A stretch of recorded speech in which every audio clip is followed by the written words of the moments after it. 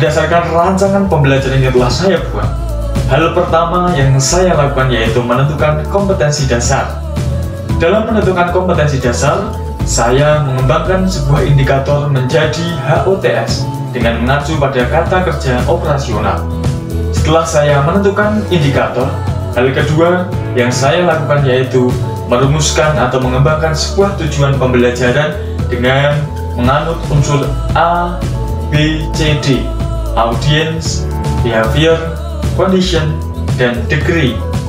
Setelah menemukan sebuah tujuan pembelajaran dan indikator pembelajaran, kemudian saya membuat sebuah media pembelajaran guna mengembangkan keterampilan berpikir kritis siswa dan menjadikan sebuah pembelajaran gampang, asik, dan menyenangkan. Selain itu, pembelajaran agar dapat menjadi bermakna dan bermanfaat bagi kehidupan siswa.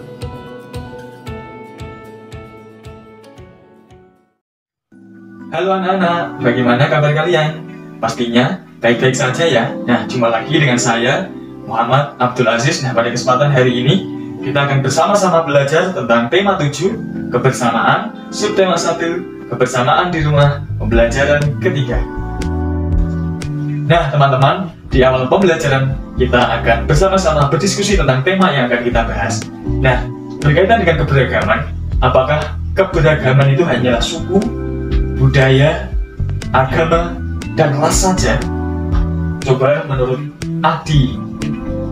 Oke, baik sekali. Menurut Ita, bagus sekali. Nah, pertanyaan selanjutnya, jika terdapat teman-teman kalian yang memiliki pilihan berbeda, nah itu apakah juga sebuah keberagaman? Untuk membahas hal tersebut, mari kita bersama-sama menonton video berikut ini mengenai keluarga Siti yang sedang melakukan silaturahmi. Di rumah Siti sedang diadakan acara silaturahmi keluarga. Silaturahmi keluarga diadakan setiap bulan. Suasana silaturahmi menandakan kebersamaan dalam keluarga. Semua hidup berukun. Siti membantu ibu menyiapkan kue. Ibu membuat kue puding. Ibu mencetak kue dengan ukuran kecil. Ada yang diberi warna coklat, ada yang diberi warna putih, ada yang diberi warna hijau, dan ada yang diberi warna merah. Semua menggunakan pewarna alami. Anak-anak bermain sambil menikmati kue puding. Mereka bergembira mendengarkan cerita teman. Berdasarkan video yang telah kita cermati, jelas terdapat kegiatan silaturahmi antar anggota keluarga Siti, di mana di dalam video tersebut juga terdapat Ibu Siti yang membuatkan sebuah puding dengan berbagai macam warna. Ada yang merah, hijau, coklat, dan putih. Nah, teman-teman, di sini Pak Guru akan memberikan pertanyaan kepada teman-teman berkaitan dengan video yang telah kalian cermati. Nah, di sini kita akan menentukan. Ayo menentukan warna kesukaan dari Siti dan teman-temannya. Nah, berdasarkan video yang telah kalian amati, nah warna kesukaan Siti itu apa ya? Nah, jadi warna kesukaan Siti itu adalah hijau, sehingga Siti mengambil puding berwarna hijau. Sedangkan Ali menyukai warna coklat, sehingga Ali mengambil puding warna coklat. Nah, kalau teman-teman suka warna apa ya kira-kira? Nah, baik teman-teman, Pak Guru akan memberikan pertanyaan selanjutnya. Nah, bagaimana jika terdapat perbedaan kesukaan pilihan warna antar sesama teman? Nah, bagaimana? Oke, silahkan dijawab Ali. Ya, baik sekali Ali. Nah, jadi Pak Guru akan membantu menjelaskan ya teman-teman. Jadi jika terdapat perbedaan pilihan warna antar sesama teman, kita yang pertama harus saling menghormati. Kita tidak boleh mengejek atau menjelek-jelekkan pilihan warna teman yang lain, sehingga kita harus saling menghormati antar sesama teman. Yang kedua, tentunya kita tidak boleh menjauhi teman yang mungkin pilihan warnanya berbeda dengan kita. Semisal ada saya, Pak Guru Abdul, yang memilih warna biru tetapi Tono memilih warna kuning. Saya tidak boleh menjauhi Tono karena saya saling menghormati dan menyadari bahwa Tono memang benar suka warna kuning. Nah, jadi itulah hal yang harus kita lakukan di dalam sebuah kebersamaan antar individu, baik di lingkungan keluarga maupun di lingkungan sekolah. Nah, selanjutnya tadi dalam sebuah video pembelajaran yang telah saya tayangkan, terdapat kegiatan Siti yang ingin menceritakan atau melakukan cerita berupa dongeng atau fabel binatang mengenai ular dan tikus di gurun. Nah, untuk itu mari kita bersama-sama perhatikan cerita di dalam bentuk video yang telah saya buat. Perhatikan dengan baik-baik ya.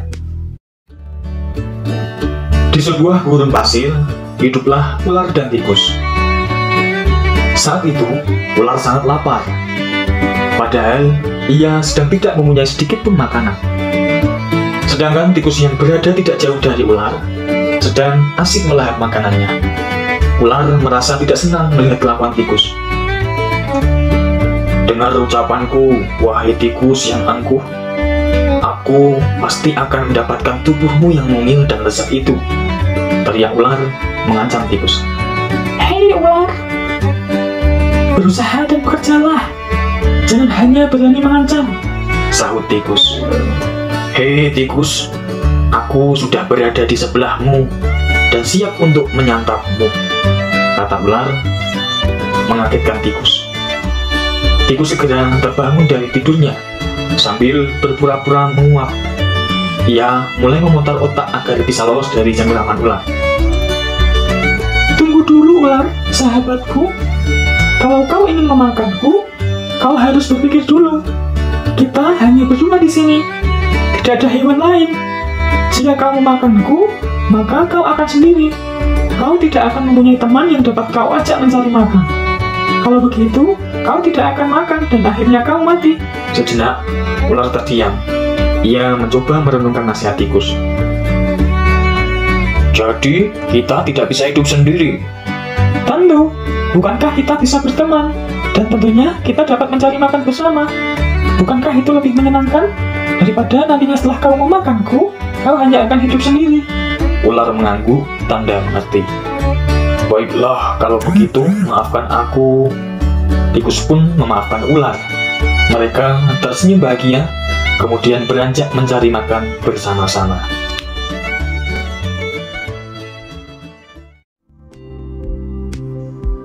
Berdasarkan video yang telah kita cermati bersama-sama mengenai dongeng si ular dan si tikus yang berada di gurun, maka Pak Guru akan memberikan 2 pertanyaan untuk mengetahui pemahaman kalian setelah melihat sebuah video pembelajaran yang telah saya tayangkan.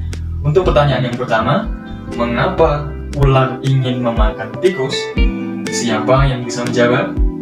Baik, silahkan Ari. Baik sekali. Jadi, benar yang dikatakan Ari bahwa si ular ingin memakan tikus karena kelaparan di saat berada di gurun. Pertanyaan yang kedua, apa akibatnya jika si ular memakan seekor tikus? Nah, siapa yang bisa menjawab? Silahkan Fafa. Baik, betul sekali. Jadi benar yang dikatakan Fafa bahwa si ular jika memakan tikus, nantinya si ular tidak akan memiliki teman karena di sebuah gurun tersebut hanya tersisa 2 ekor hewan, yaitu ular dan tikus. Nah teman-teman, untuk selanjutnya Pak Guru terdapat satu persoalan lagi berkaitan dengan puding yang telah dibuat oleh Ibu Siti. Nah, jadi Ali ingin memilih puding yang berukuran besar. Nah, terdapat 3 puding yang berukuran berbeda. Yang pertama, ada sebuah puding yang berukuran 1/2. Yang kedua, ada puding yang berukuran 3/4. Yang ketiga, ada puding yang berukuran 1/3.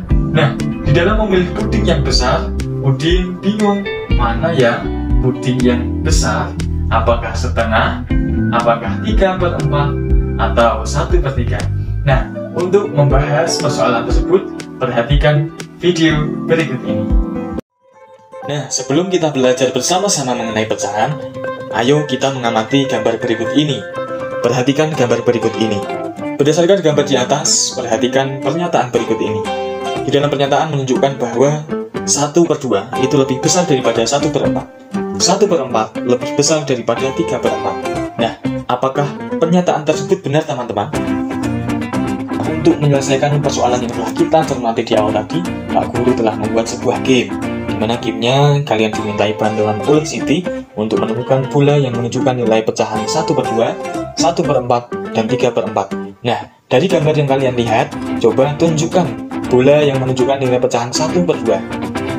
Oke, sama nomor 4. Baik, untuk selanjutnya bola yang menunjukkan nilai pecahan 1/4, kira-kira nomor berapa ya? Oke, ada yang nomor 5. Ada lagi? Ada yang nomor 1. Oke, ada lagi? Ada yang nomor 2.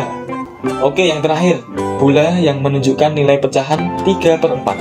Itu bola nomor berapa ya? Oke, nomor 6. Ada lagi? Nomor 2. Ada lagi? Nomor 5. Ada lagi? Nomor 3. Oke, jadi mari kita akan bahas bersama-sama. Nah, setelah kita bermain mengenai game, kita akan membahas mengenai bentuk pecahan puding ukuran 1/2. Nah, bagaimana ya puding tersebut agar bisa dipotong dengan 1/2 atau setengah? Nah, itu di dalam gambar tersebut sudah terdapat 4 bagian. Maka jika kita ingin memotong setengah, maka kita akan melakukan arsir 2 bagian. Coba ya, kita arsir ya, 1, 2. Nih, sehingga dengan begitu puding tersebut menunjukkan nilai setengah. Terus selanjutnya, bagaimana ya cara memotong puding dengan ukuran 1/4? Nah, coba menurut teman-teman gimana?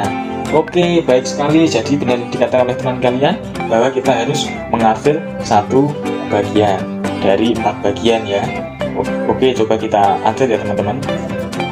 Ya, jadi ada 1 bagian yang diarsir dari 4 bagian sehingga menunjukkan nilai 1/4.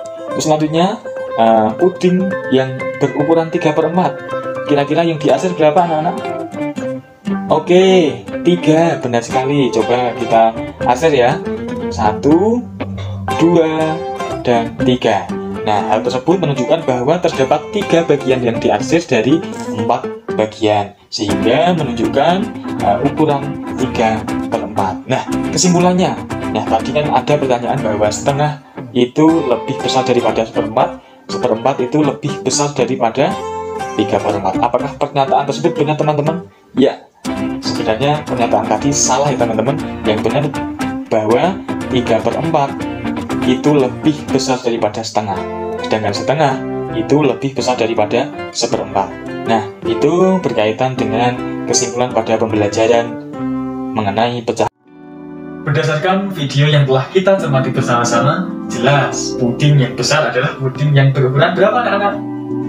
Benar sekali, 3/4. Jadi, belajar matematika itu tidak menyeramkan ya teman-teman.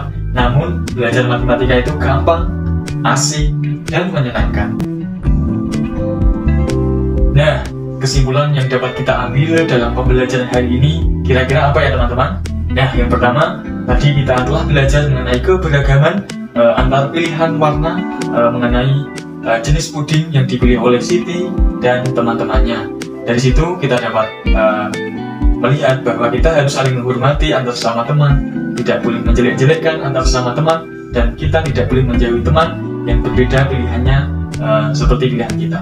Yang kedua, kita telah belajar mengenai cerita fabel binatang berupa cerita si ular dan si tikus yang berada di gurun. Tadi kita telah menentukan siapa tokohnya dan apa penyebabnya. Yang ketiga, kita telah belajar mengenai pecahan, di mana tadi kita telah membedakan antara 1/2, 1/3, dan 3/4. Nah, itulah kesimpulan yang dapat kita ambil pada pembelajaran hari ini. Untuk itu, pembelajarannya cukup sampai di sini dulu. Sampai jumpa dan selamat melanjutkan aktivitasnya. Dadah.